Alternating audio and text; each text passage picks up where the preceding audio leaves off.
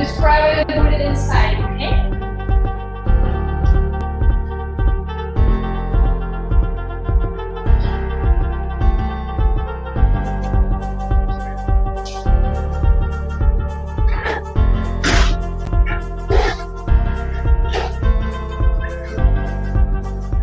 Did I make the countdown? You made the countdown. That was perfect timing, Adam. Okay, good.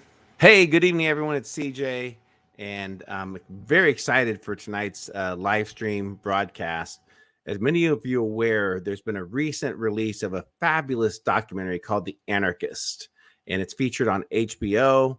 Currently, they have released 2 episodes. They release it Sunday evening, I believe, 10 p.m. Eastern Standard Time, maybe earlier, but I don't know. But regardless, and why I was compelled to host and to get this live stream together was because many reasons, and we're going to jump into some of those reasons through this conversation.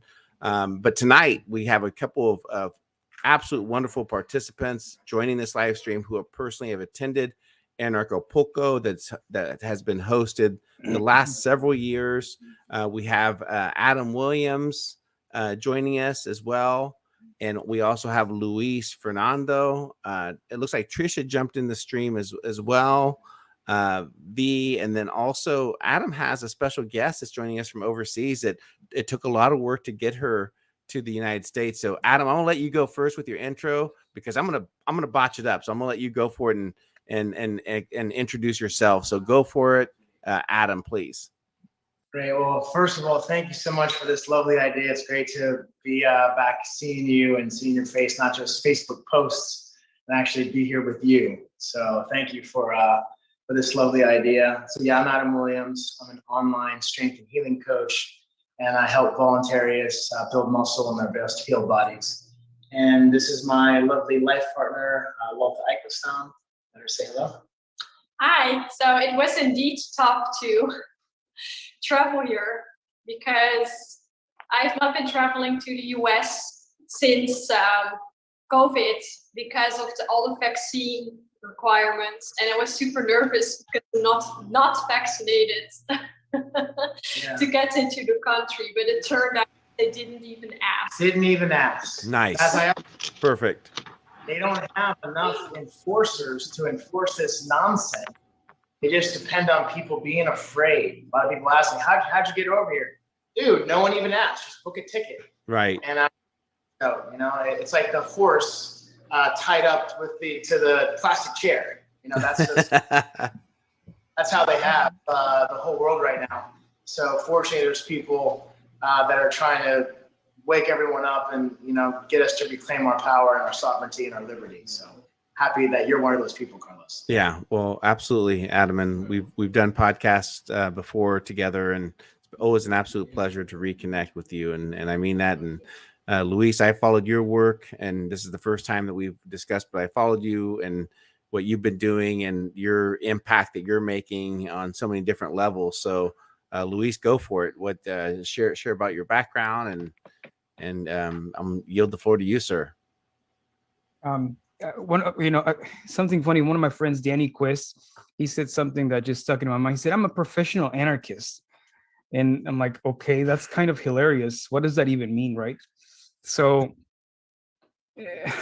I mean, I don't want to say that I'm a professional anarchist, but that's probably close to reality. So, I'm a leadership development consultant. I've been doing this for about a dozen years. The way I like my elevator pitch is like I teach people how to people. That's like the shortest thing. That's on one end. I also have a store, Best Damn Kratom, where I import kratom from Indonesia. Very nice. Very nice. Yes, that's a good thing. I do breath work, sacred breath work. I can get people to a state similar to ayahuasca through breathing only. And I can do that via Zoom as well. So it's okay. Easy. I'm a father of 2, and I'm here to make the world a better place. Yeah, well, beautiful, very, very well said. And Trisha, I haven't had the pleasure to meet you, but this is the first time meeting you virtually. So thank you for joining the live stream. And if you could please, just an introduction of yourself and how you maybe, and we'll jump into how everyone became an anarchist. But Trisha, go for it. Well, I was not prepared to talk. I was just going to hang out and Oh, watch okay, you that's guys. fine too. That is fine too. That is I didn't fine know too. that this was participation. But I'm Trisha. My husband and I are both anarchists, and I will say, I'm from the Northeast Coast. I live in Connecticut, and it's a little challenging being an anarchist and living in Connecticut because it has not been. It's just been a little hairy for the past couple of years. Yeah. Well, I could say I could imagine, but I don't want to. Yeah. I don't imagine that. But we have an incredible community here. And so that's been really amazing. My husband and I are very involved in different communities here that are very liberty based, and I love that. And I have friends that are anarchists from all over the world. It's really rad. And I became an anarchist through peaceful parenting. It wasn't about, being well read and all of the theologies and all of the OG anarchists and what they had to say. It was really about seeing my role as a parent as stewardship, not ownership, and realizing that my son was a sovereign entity and that kind of thing. So, yeah. Well, yeah, very well said, Trisha, and glad you're here. So thank you for that. And I do apologize. I cut you a little bit off guard with saying, hey, why don't you jump into the conversation? But you did a fantastic job. Like I would have never guessed that you weren't prepared. So thank you for that. Yeah. And V's also here. He's not on cam, but that's perfectly fine. So V, welcome. Why don't you introduce yourself to our audience, please? All right. Thanks, Carlos. Okay. My name's Victor. I'm from Vancouver on the west coast of Canada. And if you could imagine along the West Coast from San Francisco up to Portland, up to Seattle, it's the same political climate up here in Vancouver. Yeah. So, I originally became a libertarian at around 2005 when I first ran into the writings of Doug Casey. And I became a minarchist for the next 5, 6 or so years until I met Jeff Berwick in person in a conference here in Vancouver. And I said before in a post where if the English invented football, then the Brazilians perfected it. Okay, yep. Doug Casey introduced me to libertarianism, but Jeff Berwick made me an anarchist. Cool. Nice. That's awesome. I absolutely love that. And gosh, where to begin? But the entire documentary in regards to Anarcho really caught me off guard. Like I had no idea it was even being produced. I'm not sure if everyone that's on the stream knew that it was being produced. And I saw a couple of messages. I'm like, what is this? What in the world is this that they're forming a documentary about the Anarcho Poco and the movement? And I've done interviews, like I've done promotional interviews to promote the conference and everything that was taking place. And so I was very curious. And at the same time, I was a little bit cautious. I was a little bit hesitant because, that like going mainstream into like HBO Max with anarchy, this may be off the chart. I don't know where this is going to go. And before I go into like in terms of my thoughts in regards to the documentary itself, I thought maybe we could just kind of go around the room, if you will, for the first couple of episodes and share, your ideas in regards to the content, how is the information that's been, revealed so far. And we'll just start around. Adam, will go with you first, and we'll go around the horn just because it's easier for me to track so I don't miss anyone. Not that there's like a lot of people here, but it's a little bit late at night. So Adam, go for it. Sure. I think it's been fantastic. Like you, I didn't know that this was being produced. I'm not sure how many years Luis was able to attend. I know he attended more than I did, maybe since the beginning. I was there 17 and 18. So I showed up in episode 2 on stage and on the 2018 lineup, and that was in the background. And I wasn't close with some of the featured characters that they're taking through the episodes. So I just learned about it like 2 weeks ago that there's just people were saying this is coming out. What? Okay, next Sunday? What? So big surprise. I thought episode 1 was one of the best pieces of media ever to be presented to the curious statist. I thought it was as good as an old school Stefan Molyneux video or anything Larkin Rose or Mark Pastor has produced, because it's alive, it's an event. And it's not just a graphs and Larkin Rose talking, it's people and some things happening. And that the word agorisms defined on HBO, that's just such a win. Isn't it? Yeah. Recommendation they gave, all the research, clearly they're trying to present some kind of balanced viewpoint. Episode 2 definitely got more emotional and I wouldn't say gossipy, but the clicks and views. They have to have it, right? Skip Rose made a video about it a couple of days ago. He said, look, if there's a conference and 99% of people are just getting along and having a great time, that's wonderful, but it's just not interesting for other people. What's interesting is the 1% of people who had some conflict. That's what's up. That's just the way the world is. We can blame whoever we want for that, but I've just been really impressed with it so far. Absolutely, that's great, Adam. Luis, go for it. What are your thoughts so far with the first 2 releases of The Anarchist? Well, I will say that I had people who directly communicated with me, and they were telling me that it was a hit piece against the anarchist movement. And I know the producers. I'm friends with both of them, and I trust them. And I was like, well, I could see that they would probably create a little bit of enhancement just to make it HBO friendly, if you will, just to get people interested in actually fucking watching something from another community. Yeah.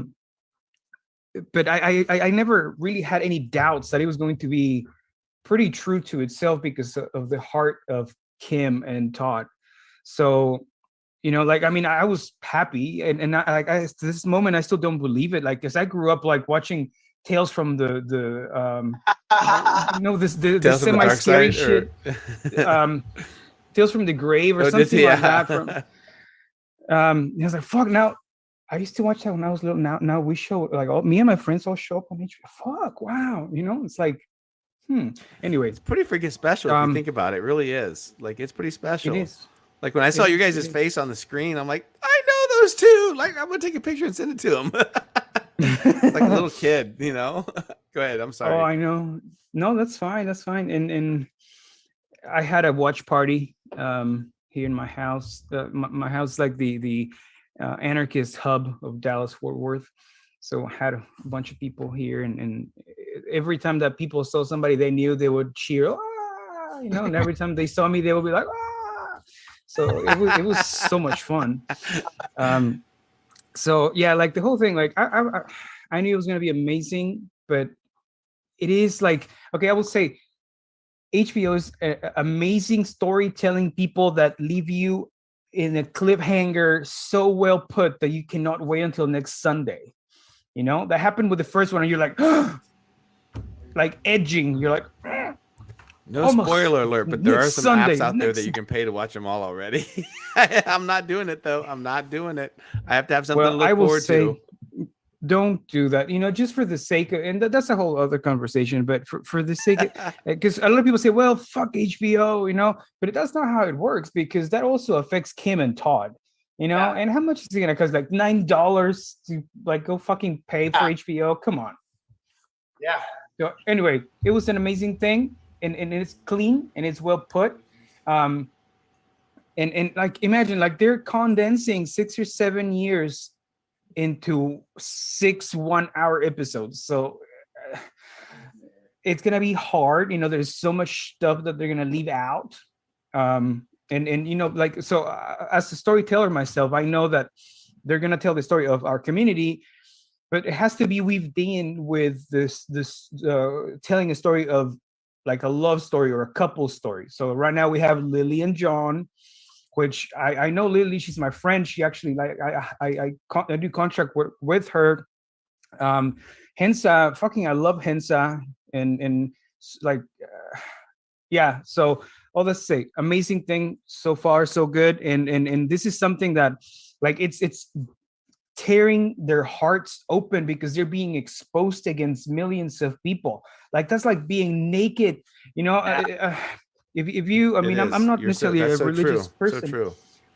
but you know, like it's kind of like the Bible says, like you have to be able to be naked in front of God, and that's kind of like what's happening, and you won't be able to stand it unless you clean yourself. Wow. Wow, powerful.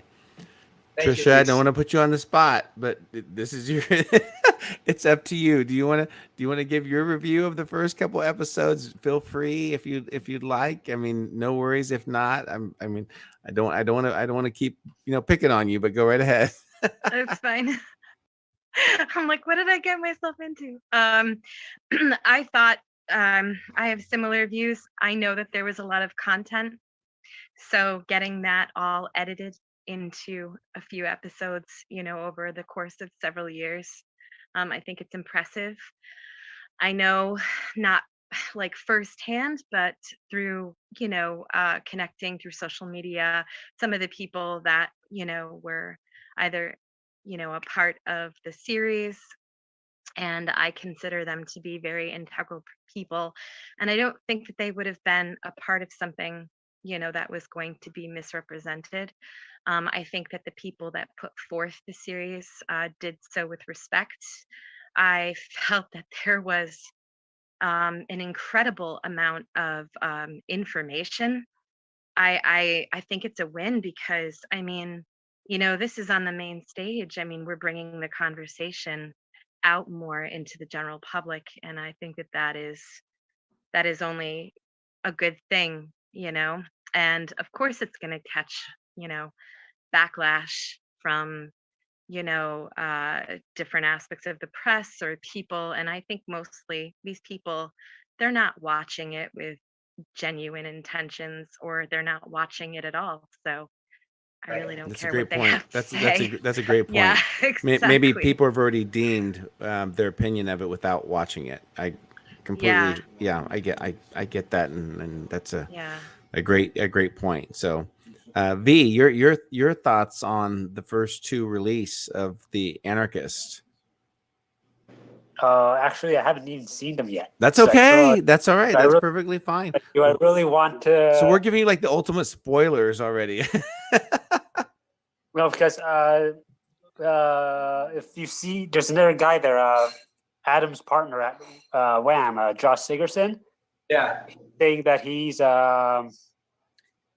has a how should I say it? A really emotional reaction to it. Mm.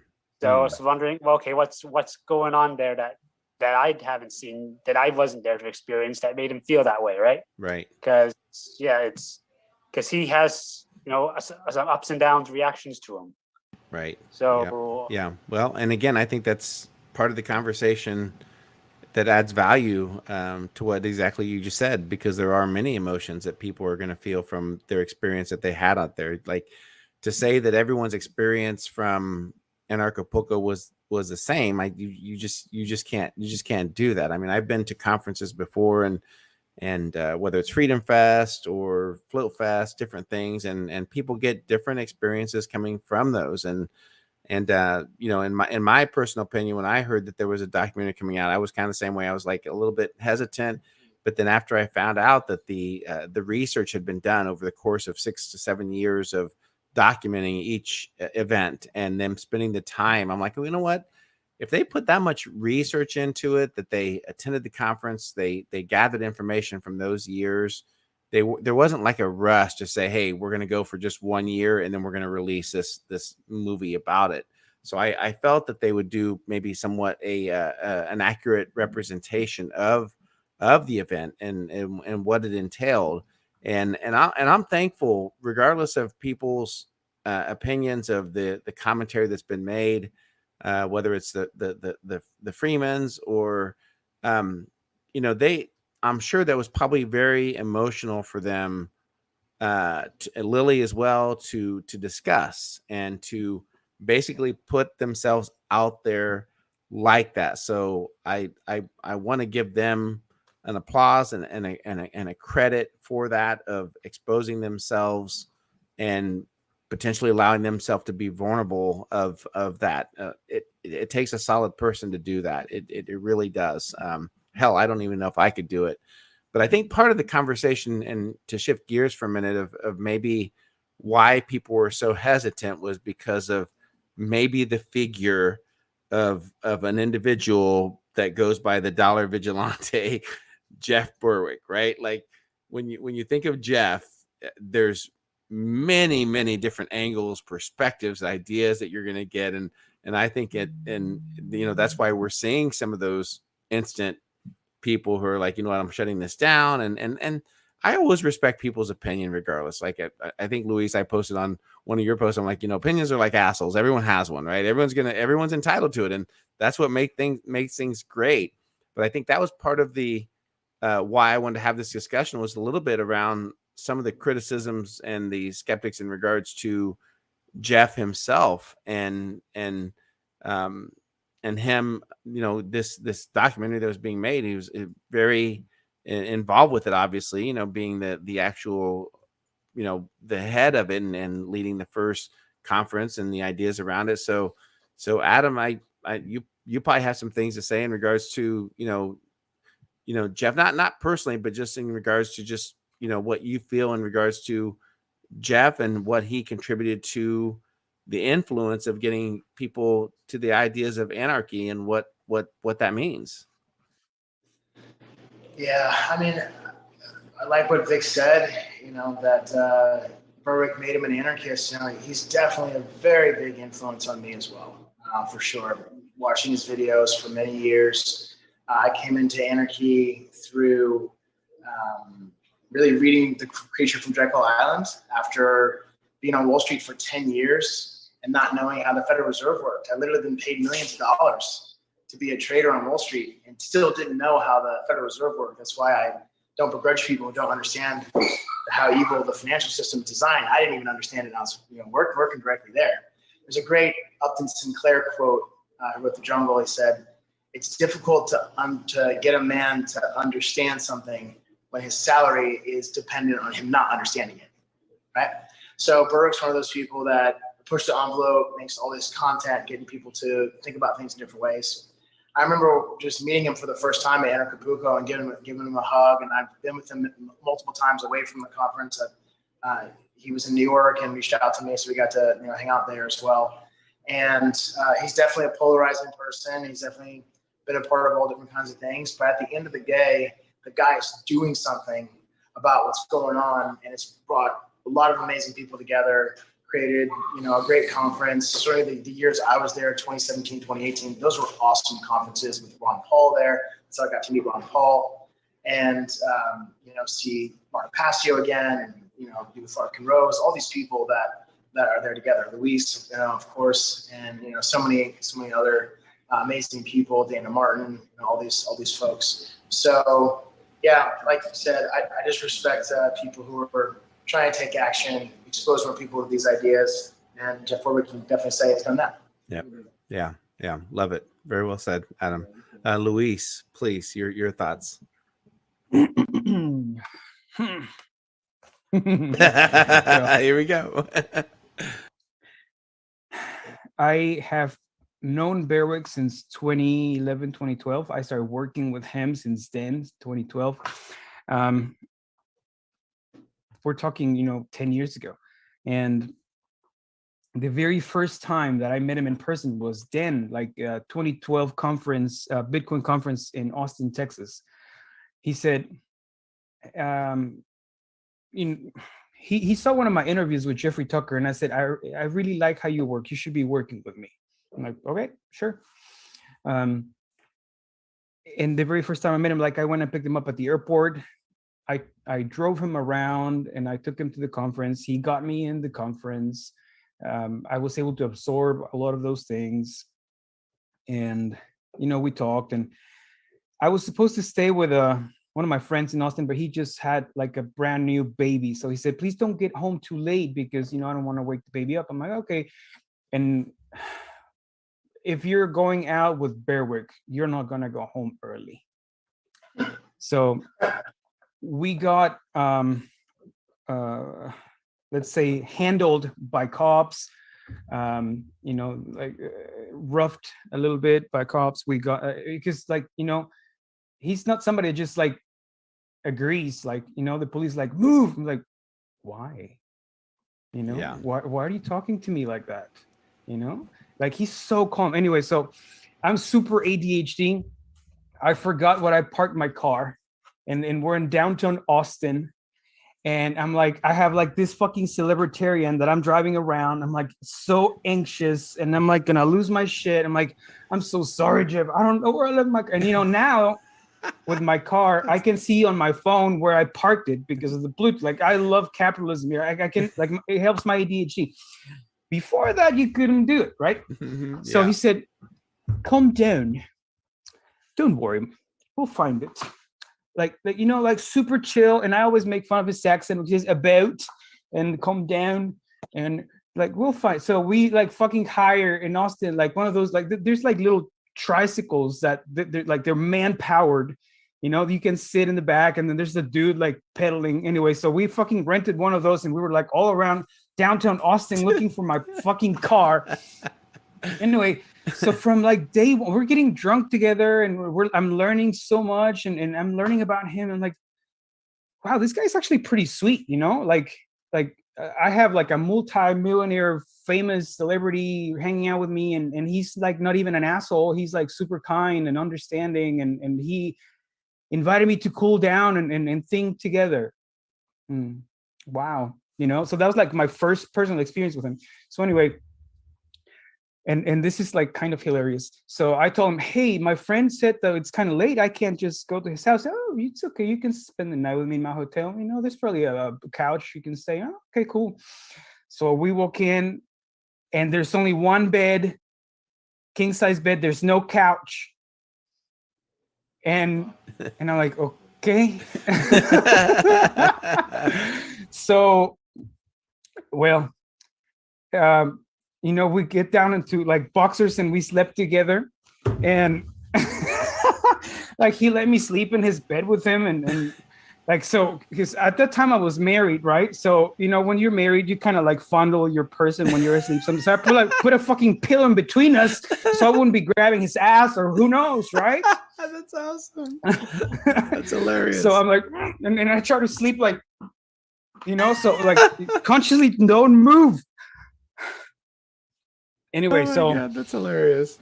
We wake up, and so one time whenever we somebody hacked me and stole one of my pages, and then I reach out to him, and he said, how do I know that this is really Luis? I said, well, we slept together once. Oh, nobody else knows that. Yes, it's you. Okay. Yeah, so he gave me access again, because I was an admin of Dollar Vigilante back then.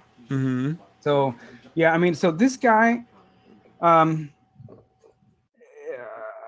he's one of the sweetest people I know. Has he done things that are kind of still? Sure, yes. Do I know everything that he's done? Of course not. I don't even live in his town. I don't know what he said. There's people that have said things I don't know, and I'm not going to defend things that he's probably done.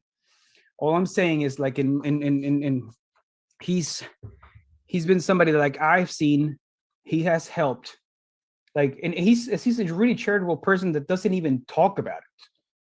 I'm gonna be completely honest. One time I told him, hey dude, my business is kind of low. Can I do breath work with you, and then you can just pay me whatever you want? And he's like, sure. We do breath work, and he sends me $5,000. I was just gonna charge you 400, but thank you. So this dude is magnificent. I do think, I will tell you something, that fame and money bring so much pressure to life. I think, what was it, the third in Acapulco, he got really, really, really drunk, and he said, I do not believe this is happening. this was just an idea that I had. And look at this, we have thousands of people here. Like, it fucking boggles the mind. For like normal people that haven't like done things like these, they don't know what like how like unreal this is. Right. Yeah. You know, like, I mean, I've been able to manifest some like really crazy shit. So like, I understand, like, I know what you mean. And sometimes it's so scary that one resorts to drugs or alcohol just because you're like, is this like real life? And you know, one of the bands that I really like, REM, the vocalist, every time that he traveled, in the window of the hotel, he would write, "This isn't me, this isn't happening." So he wouldn't just fucking lose his mind. Wow. Because like, imagine a celebrity like those guys, like way beyond Berwick. Like, you know, so like, imagine the level of craziness that those guys go through, and that's why they get like so heavy into drugs and do silly things, because like, it's like normal people don't understand this. Right. You know. So Yeah. again, I'm not defending things. I'm not saying, it's like, it's just shit that people don't even imagine that exists. Like, you know, and I will tell, like, when you get into a life where, like, for instance, the former president of Starbucks is my mentor.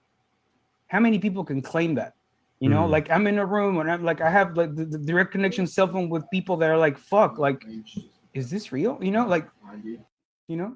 So when people like just talk so much shit about him, that tells me, like, you know, maybe Jeff did something to them, or they're judging because they just have never experienced anything like this.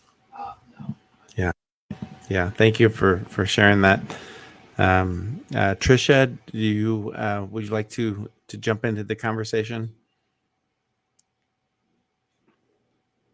I would say I don't know Berwick, but you obviously read a lot of people's opinions about him. I don't care. I don't know him.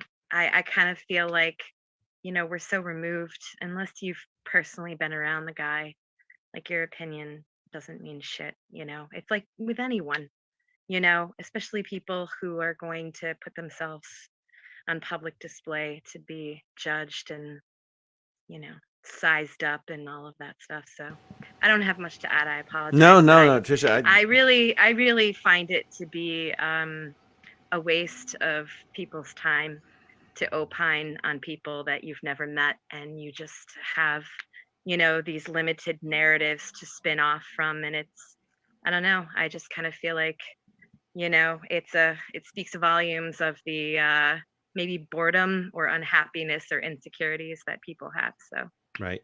Yeah. Well, thank you for that. And you're being very modest. You're a pro at this, and you contribute a lot in what you just said. So thank you for that. And I'm also an anarchist who does not hate capitalism. I know that is not a popular take, but I think that it should be more explored. Yeah. Yep. You know. Absolutely. Yep. Yeah. V, go for it. You were unmuted for a moment, V, and then I think it went back to mute. There you go. It's unmuted now. Okay. Oh. So Louis said that Berwick said that Anarchapulco started as an idea. Well, I was there in January of 2014 when he was up here in Vancouver.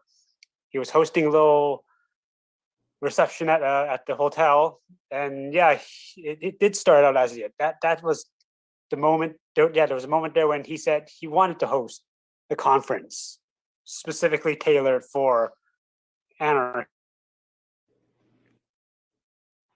Vicky Pooh, we lost you. Yeah, it went back to mute for a moment. Well, while he's getting his mic situated, and you know, I want to contribute just there. He's back. Be go for it. Your mic. Sorry. No worries. Your mic cut out there. We lost you when you said that you had the ideas of kind of launch in Vancouver with a smaller event that he wanted to do something. So that's where we lost you. So he just basically just openly thinking about the idea at the time, and you know, we were just drinking and just having a good time, so we didn't take it that seriously. You know, we were listening, but you know, it's just an idea.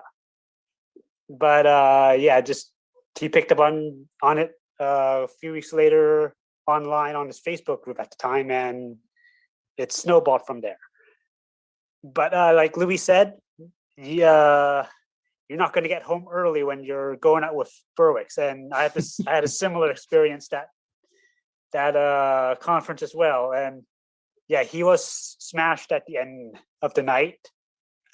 I took him back to his hotel room, but no, I'm not going in bed with him, man. No, I took the chair. I took the chair.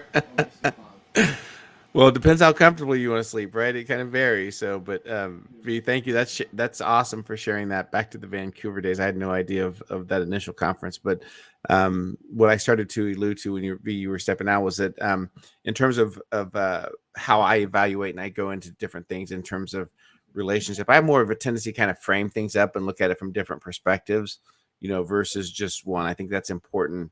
And when I frame Jeff up, not that he's ever asked me to, or not that I have a responsibility to or anything like that, I think that there's a lot of different things that you can evaluate or consider. And one of the things that follows me to kind of like what the core was, that when you think of the content, and especially because I'm in media as well, right? Like that, I'm producer CJ. I try to produce stuff and get it out and look for different people to interview and so forth. And when I look at the content that he was able to produce, whether it was on the Dollar Vigilante or the Anarchist or Anarcho, I can't remember what the name of the other podcast was. I think it was what was the name of that other podcast that he did? That Anarchist. Thank you, Anarchist.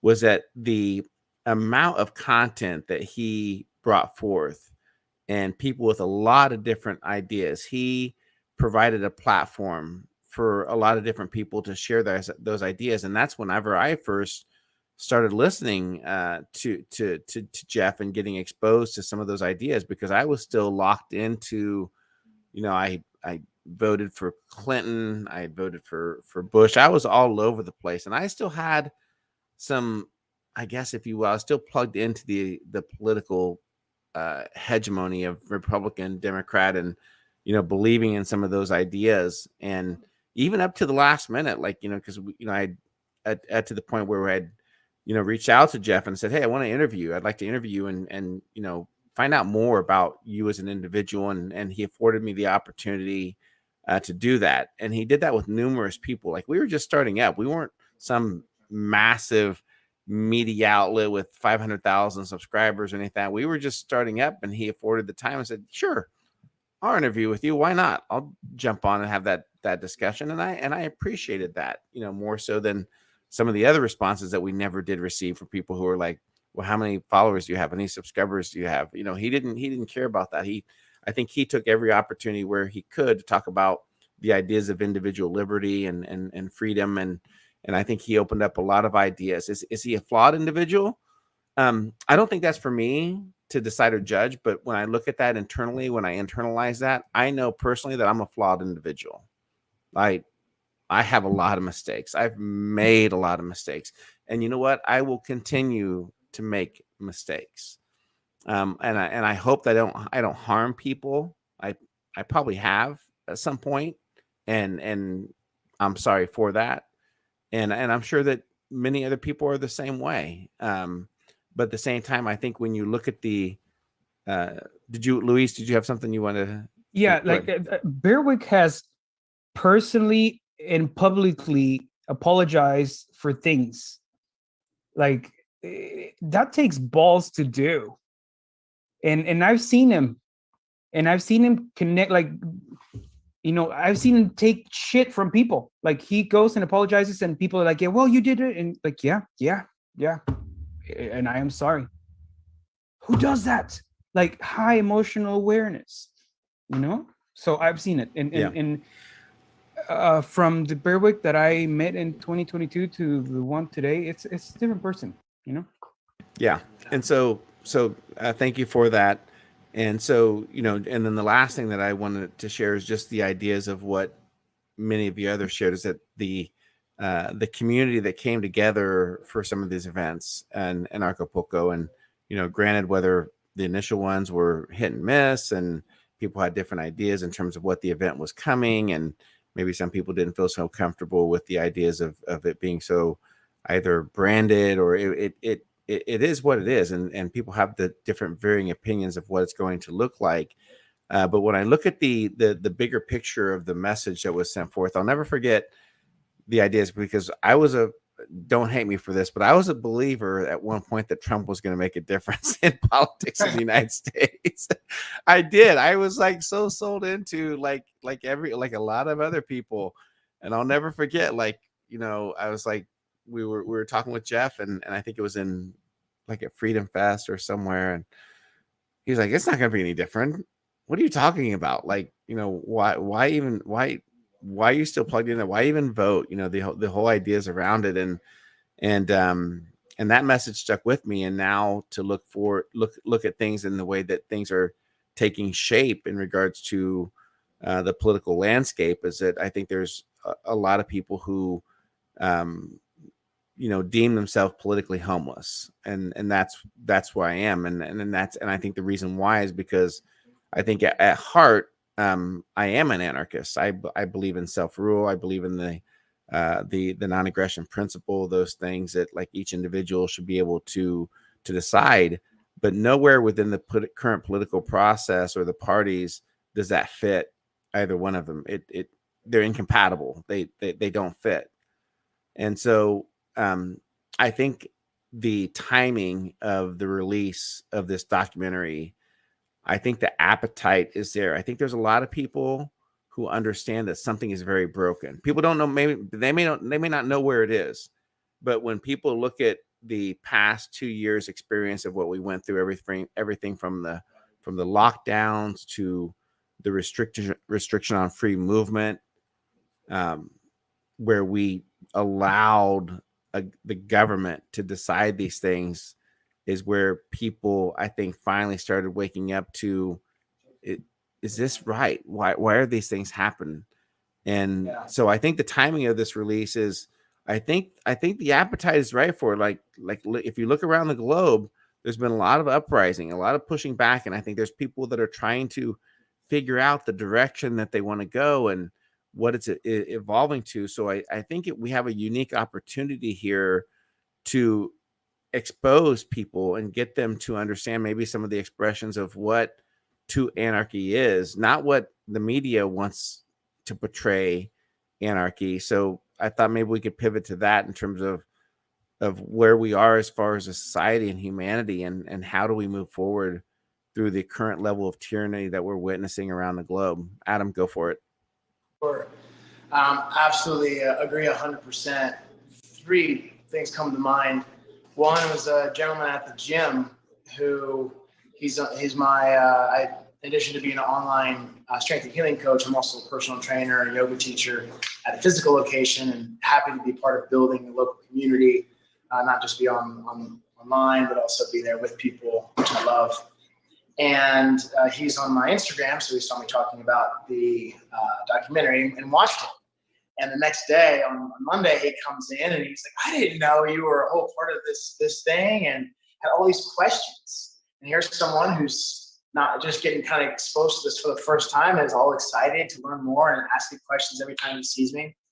I didn't know Lily Forrester well at all. I look back in my Facebook and I only had a brief interaction. She was asking me to help with the Anarchists her event that happened in 2018 simultaneously. I wasn't going to be there long enough for that to happen, so I wasn't able to work with her. And then because of some, what these libertarians, what we do online sometimes is have these little exposés. This person did this, so someone did that to me. And people showed up, and a bunch of people supported me, and some people, said their things about what I did. And Luis, you just inspired me to do what Jeff did. I actually had an integrity situation that happened with Luis in 2018, and I was too slow to fix the thing he helped me with. But I did fix it. There was some wounds there, so Luis, I want to apologize to you publicly for that happening, and I'm so grateful and glad to be on the phone with you for the first time since then. So with Lily, she was on that post, and I was like, "Who's this Lily girl?" And I friended her, and then I saw her on the show, and I friended her again, and I sent her a nice video message. I just told all sweet, nice. She accepted. We're talking every day now, and it's just great, because if you don't have bad intentions, people can't stay mad at you because you don't have things happen, little whatever. But if you don't have bad intentions, eventually you can mend those relationships. So with Lily, she said on Facebook this week that she's had people messaging her that the people at work are talking about her, and some of them are changing their beliefs about things. That means it's working. That's Bingo. So that's huge. That's huge. And then third for me, Vic mentioned it. So now I'm going to be on InfoWars every week, starting in a couple days. I just shot my first video today. Josh Sigurdson, you know Josh from World Alternative Media? Yep. He's given me the opportunity to work with him under his channel. So Band.video is the second largest channel on InfoWars where Josh is. So I'm going to be able to talk about whatever I want to each week, and then I'll talk about online fitness coaching at the end. And so that's going to be amazing. And totally agree, the timing's right. So many people waking up to there's got to be something wrong, but they haven't done the research, haven't read the books. So we got to fill that void and share all the research and all the years. I mean, think about how many years just the five of us have spent reading, talking to people, going to events. That's like 30 years, 40 years that we've all done. I'm 10 years under. Luis is even longer than I am. So it's very exciting, and the timing is exactly right. I agree. Yep, beautiful. Luis. I guess that I'm grateful to Adam for what he said. Still processing. I'll come back. How's that? Let's skip. No, that's perfectly fine. Trisha, you're up. I'm glad we're talking about this because I would say the very first time that because you guys were all talking about, political candidates that you were still latching onto or whatever. I remember being invited to help a campaign for Bernie Sanders the first time he was running, and I sat there, and it was at a brewery, and I remember just sitting there and going, this is a lie. I realized that this just didn't resonate with me. Cut to a couple of years ago.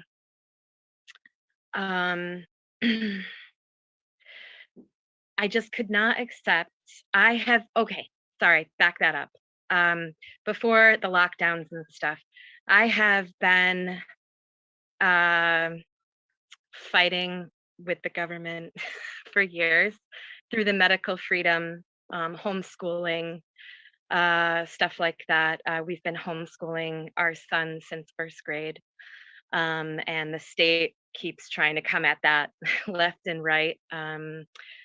I've been to many public hearings. I don't vote, but I always tell people much of your civic duty lies well outside of the ballot box. Yeah, you can impact change far more effectively, I think, than voting does. So I do participate in stuff like that. Maybe some anarchists might turn their nose and say I'm pandering to the political system or whatever, but I just kind of feel as a parent, I can't lay my head down at night knowing that I didn't do everything that I could to say this isn't okay and fight for the shreds of privileges we still have here, the medical freedom movement. I think that the idea of the religious exemption is it's just really kind of a shit ground to argue from. I disagree with the whole concept.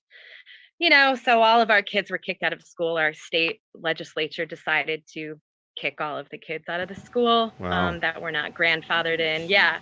So my son can never set foot on an institution in my state, be it private, public, college, doesn't matter.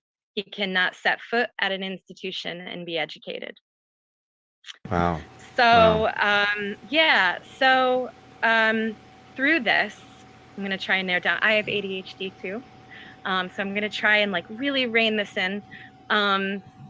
So through this movement, I met a lot of people, you know, from both political camps.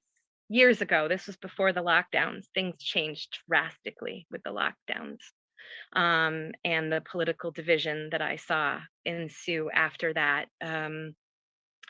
But it was really cool to have conversations with people who were very much, you know, super patriotic, aka nationalistic, believed in, you know, a nation of laws and, you know, all that stuff, you know, and it's like, oh, my constitutional rights. And it's like, but is it? You know, and we would have those conversations.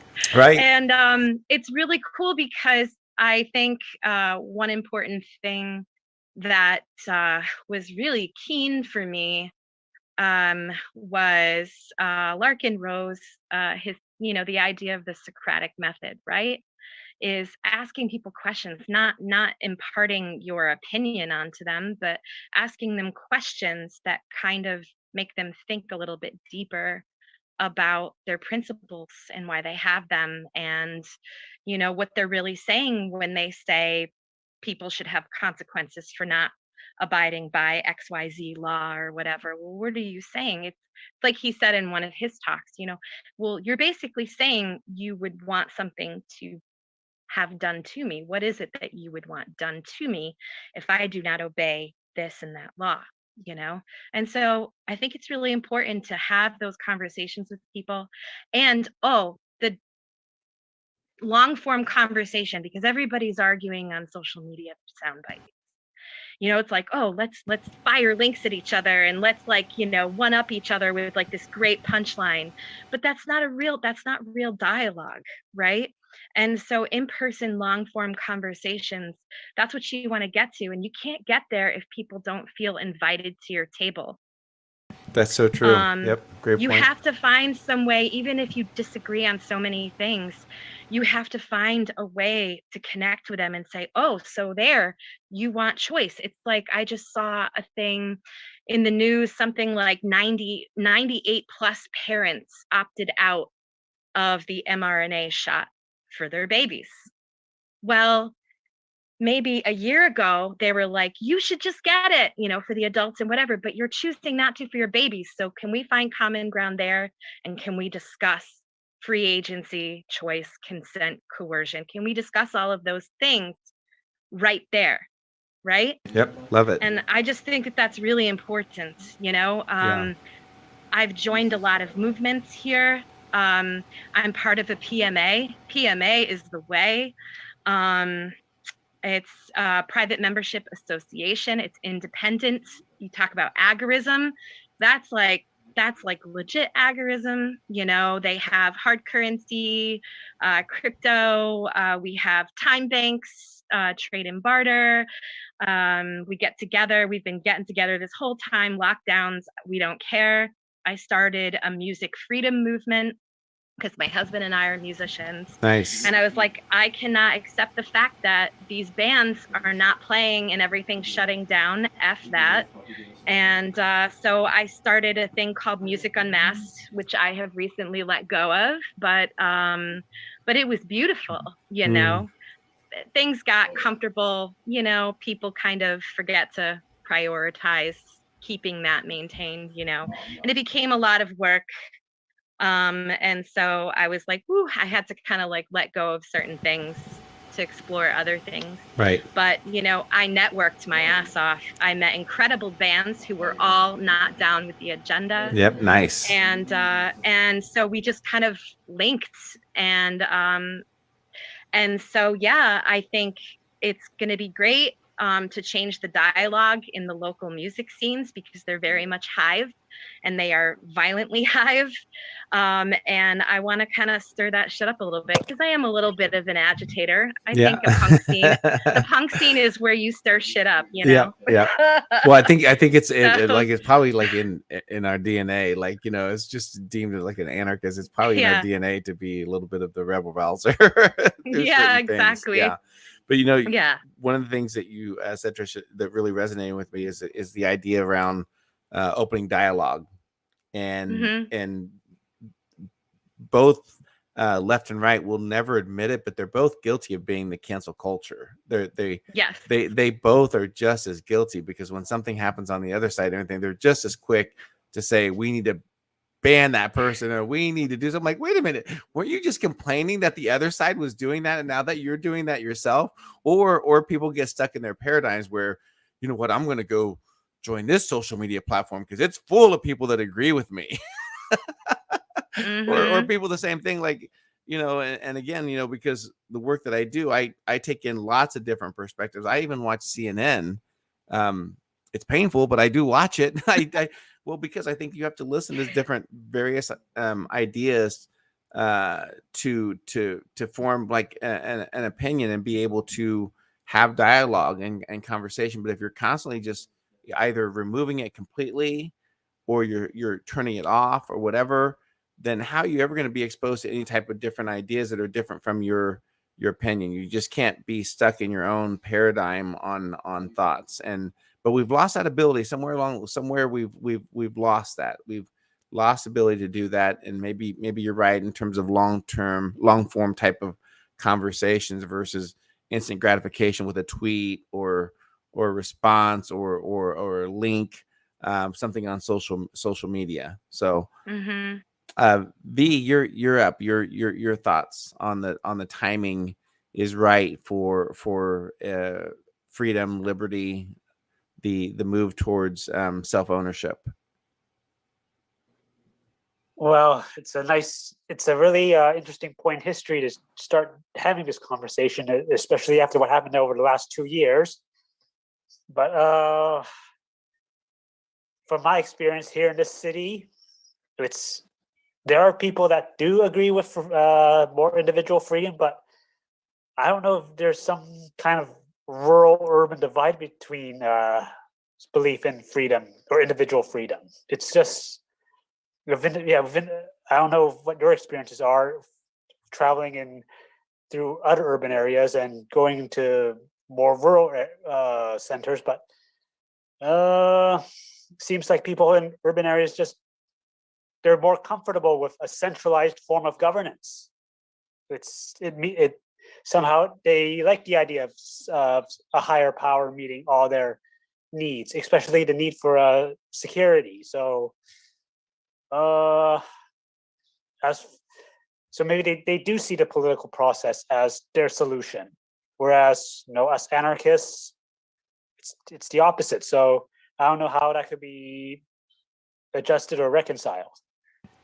Yeah, that's difficult. I think that has a lot to do with from the time that we enter education, traditional education, and we become somewhat conditioned, indoctrinated into understanding where I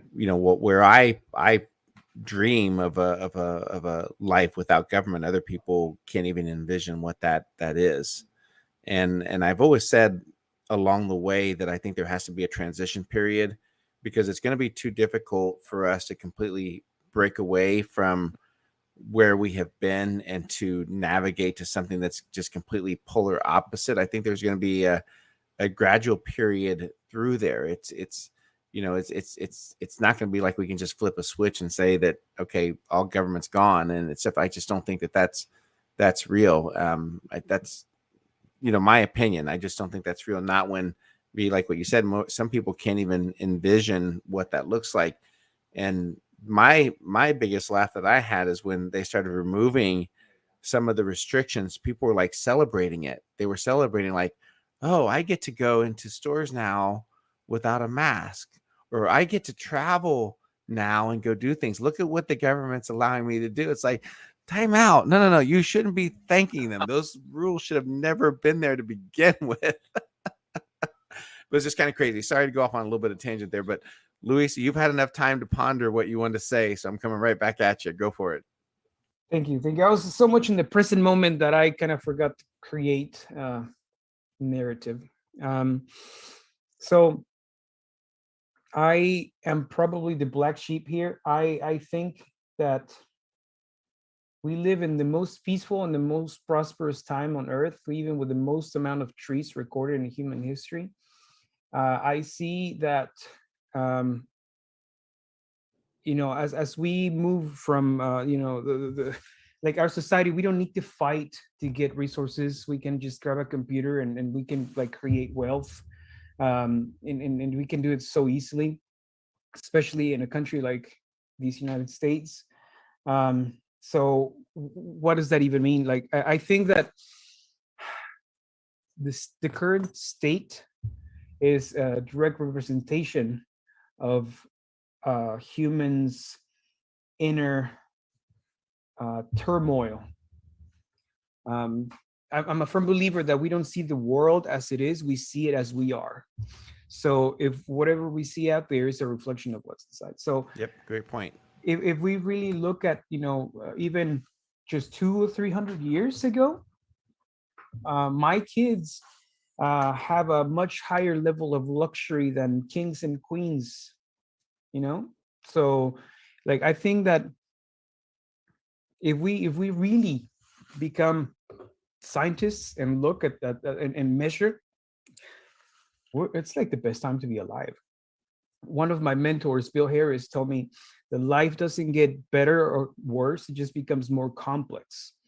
So, sometimes people don't work on themselves to create apparatus to really read the complexity. So they just like, they tank because it's more complex, it becomes more difficult or worse for them. So what does that mean? I think that we will get there. And we will get there organically. And I like, yeah, if we just, take everything away, it will be just like, like the what is it, the purge, like people will actually get violent and do stupid shit. Right. But even then, like I went to see Ron Paul one time in Austin, and he said, I want to make all drugs legal. And he said, raise your hand if drugs were legal tomorrow and you will go try heroin. I think I was the only one who raised his hand. Okay.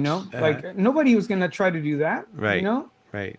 So just, I think that, so anyway, all that's to say, I personally, aided by Jeffrey Tucker's mentality, and for a few years, he was a mentor of mine too.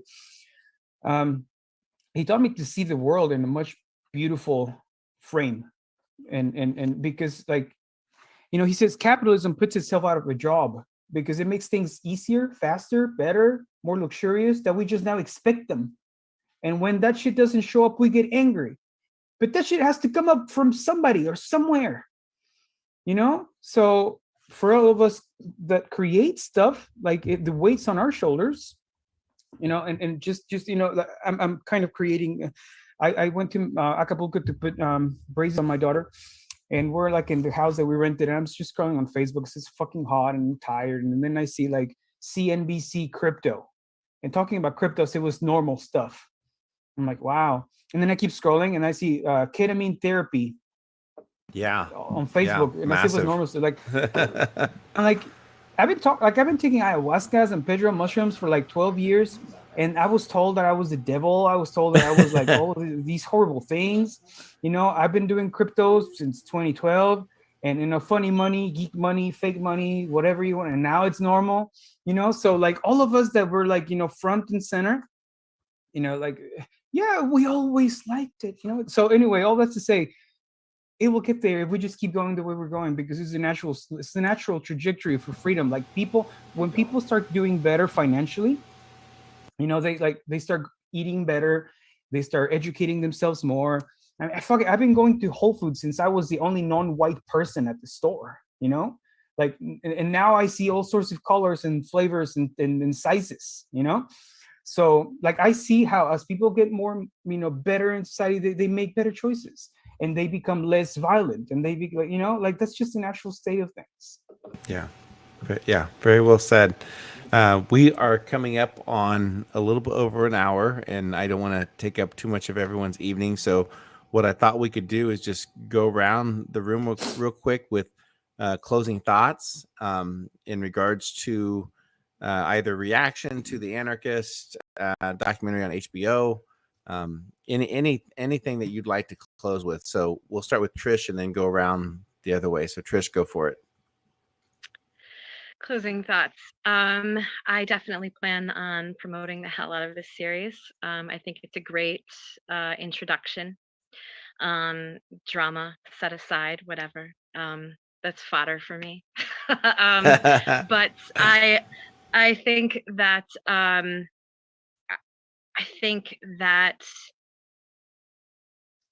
for those who are maybe a little bit more socially reserved, I want to help empower myself and others to go out into the world and have those conversations in different ways. Maybe do like guerrilla drops, of like information at like doctors' offices or whatever. I don't know. I just think that there are so many tactics, and I think that the opportunity.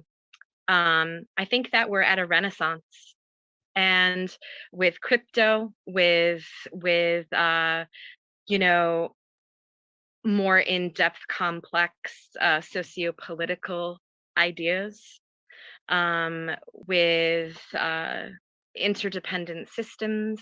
I think that we're at this beautiful birth, and it doesn't mean that there isn't going to be suffering and obstacles, because government be like that. But I think that we're going to have just as much opportunity to have this beautiful renaissance of ideas and different ways of living and finding creative ways to get around oppression. Yeah. And I think that I'm an insufferable optimist, even though sometimes I'm like, we're totally fucked when I see what's going on, Right. But I say it in jest, and I also agree, by the way, with the idea of a patient conscious evolution, because historically, anyone who is historically literate understands that an abrupt, violent revolution only creates more, tyranny. So yeah, that didn't really work out so well in the thousands of years of humanity. That's I think true. we need to try different approaches, Yep. And there are lots of ways to be active without fighting the system. I think it's more effective to build away from it. Yeah. So that's my closing thought. Nice. Very nice. Very nice. V, please. Closing thoughts. Okay, well, Doug Casey did say that in the crisis there's opportunity. So even with all the events going on right now, it does seem like it is the best time to take this opportunity to see what anarchism has to offer as an alternative to all the events that statism has contributed over the last century. So it's interesting times indeed. Yep. So we should take the opportunity to show people what we have to offer. Yeah. Thank you for that, V. Appreciate it. Adam, please, your thoughts. So there's a little ditty that I like, and it's not left versus right. It's not black versus white. It's not Arab versus Jew. It's the state versus you. And I love what Mark Passio says, that the only division in human consciousness, the only one that matters, all these other ones are completely arbitrary. The only division in human consciousness is your answer to the following question. Do you support the use of violence against peaceful people? Right. So if we can just gradually get more people to say no to that question instead of yes, maybe, or it depends, through education, through inspiration, through making a life of liberty and self-ownership and freedom attractive, people want to learn about it, reach out for it, create it, then we will get there. Because in a binary thinking situation, it's either we end up in a voluntary reality or we destroy ourselves as technology gets more and weapons and all that kind of stuff like that. So it's very exciting time, and I'm just thrilled to be partnered with the four of you on this noble mission, and excited to have a bigger platform for myself to get this message out here in real time. And I know that we're all up for the challenge to continue to make the world a better place. Yep. Beautiful. Thank you, Adam. Luis, please. You know, the black sheep again. I don't even think it's a state versus us. I think it's me versus me.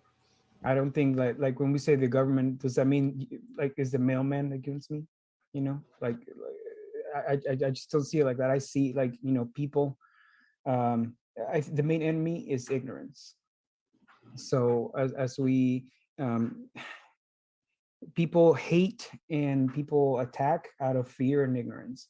And that's kind of what happens, you know, like, I mean, at the end of the day, we all want to survive. We all want our kids to thrive. We all want the same things, always, everywhere. So whenever we find that somebody is bellicose or just aggressive, to me, that just sounds like, you know, they're going through something hard, you know, like something's triggering them. So my invitation is self-work, you know, inner journey, shadow work, because again, like, you know, outside is a representation of inside. So the more I work on that, the more beautiful the world becomes, actually, you know, like, because there are such things as tunnels of reality. So if you hyper focus on something, you're going to see more of that. If you suddenly like this yellow Camaro, you're going to see it everywhere now, you know, that happens. So that's part of the reticular formation in the brain. You're going to focus on that, like, so much. So what do we want to focus on? What do we want to create? You know, as a creator myself, that's what I focus. Like, what am I going to create? Am I going to bitch? What am I going to create? And that's one of the things, like, in the invitation for like, not just all the anarchists, but for everybody, like, what do we want? What do we really want? And then we go for that. Yep. Love it. And hence the reason why, because of this conversation, that I put my trust and faith in humanity versus anything else. So just to close the discussion out, I want to thank all of you, Tricia, V, Adam, Luis, for jumping onto this stream. I'm glad we were able to coordinate it and get this done. And I'd like to do this again as we navigate maybe through the next couple of episodes to jump on and maybe invite some others to share their ideas and perspective. And then I think that will help, you know, have a cascading effect where we reach more people and we get them understanding, or maybe even asking questions. Well, what are they talking about? What are they watching? And they gravitate towards that. So thank you all so much for being here. Enjoy the remainder of your evening, and look forward to our next discussion. So thank you. Thank I you. want to say thank you to you too, because of the framework that you created to make this happen so clean. Oh, great job. This was beautiful. So great to and V and Luis and everyone contribute and just have our little Sangha here, little spiritual family. Absolutely. And Luis, it is all about the personal work, and we all got to continue to do it and inspire others to want to work on themselves. That's the path forward. So this is beautiful. Thank you. Maybe we can do 2 more of these, maybe after episode 4 and after episode 6. I don't know. I like your thinking. I like it. Okay. Thank you all. And thank for the audience that are tuning in. Please do us a favor. Make sure you share this. Let's get these ideas out so we can continue the conversation.